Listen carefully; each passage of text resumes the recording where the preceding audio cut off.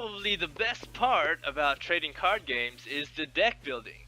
It's always fun to see the different kinds of decks that people can come up with, and we've chosen a personal favorite for this video. TVP9's number one legend deck.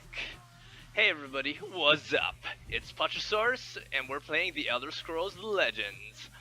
TVP9's deck is an archer deck, meaning that it is composed of red and green cards. TVP9 emphasizes that this deck may appear like an aggro deck, but it's actually a control deck.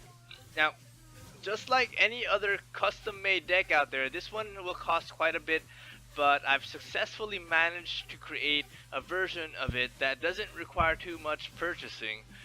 Although the real version of it, his version of the full version of his deck is a real badass. So if you can spend on it on those cards, go ahead. My version of the deck is still incomplete, but it's already very powerful, allowing me to hold my ground in the higher ranks of rank 5 and above. So here's a brief look at my deck composition compared to TVP9's free-to-play and final version of the deck. You may notice that I've made several substitutes for different cards, which is a normal thing when you are building towards a deck with a specific composition of cards in mind. I've had to grind the practice mode on expert difficulty a few hundred times just to get this far, and with this deck, I've had to play several arenas as well. Needless to say, if you don't struggle, you won't improve. So the basic key cards of the deck are the Murkwater, all of them actually, all of the Murkwater's cards that are in this deck composition. The Earthbone Spinner, which is sort of a must play for the silence capability. I highly suggest that in any deck that you play, you need to have a silence sort of card in any form, whatever it may be. And then the Finished Wounded cards are very important, as since this is a control deck, so you most likely want to gain control over the board before attacking the enemy. And then the House Kinsman, which basically makes the combo happen, although the House Kinsman cards are kind of expensive to create, and they are epic cards. So the purple valued, purple diamond, purple purple, whatever. They're purple cards, purple valued.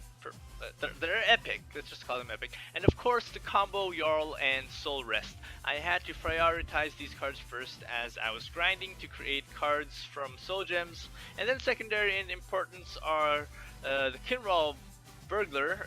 If you have more than one, it would be a good idea to put more than one in your deck. And then the Blood Dragon, Varanus Courier, and Thieves Guild Recruit for the draw cards, because sometimes you won't draw the Jarl or you can't use him, but these cards will ensure that you won't remain empty-handed. Draw cards are really important for this deck, since in this deck you'll be using a lot of combo moves or 2-to-1 trade-offs. Most of the time you will have to send the weaker 1-2 or 1-1 cards into a minion, knowing that it will take you another card to kill it, so you lose cards in your hand really quickly. I won't explain too much on how the deck works, but basically as a control deck, you want to have control of the board before actually dealing damage to the enemy's health. However, you won't always have full control of the board, so you might have to make your own improvisations along the way.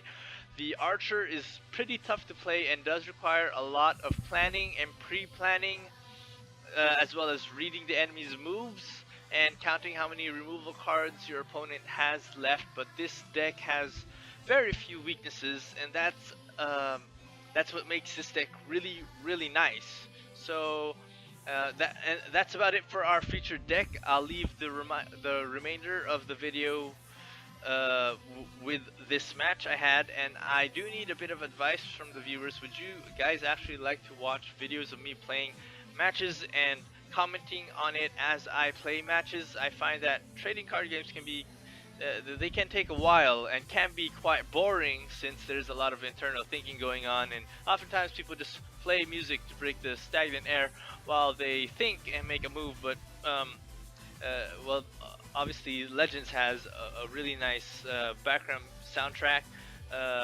but making comments and speculations on the game might be entertaining. I guess. I mean, there are a lot of spontaneous moments where you just go like where you just have these what the fuck moments, and like, where the fuck did he get that card and where did that come from?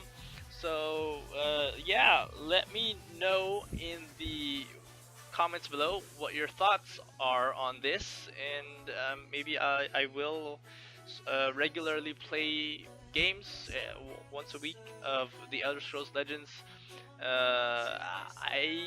I know some of you are probably going to think about streaming the stuff, but streaming isn't really an option because I don't want to sacrifice video quality just for you guys to just to be able to stream, and to me video quality is really important, and although I do want to have some interaction with you guys while playing the game, but yeah, I mean, what's the point of watching the video? What's the point of watching the stream if the quality is really bad? Unless you're watching on your cell phones, which I guess you guys probably are, or not, or whatever. But so just let me know in the comments below, and don't forget to like and subscribe to my channel for more shenanigans and stuff. I'll see you guys in the next one.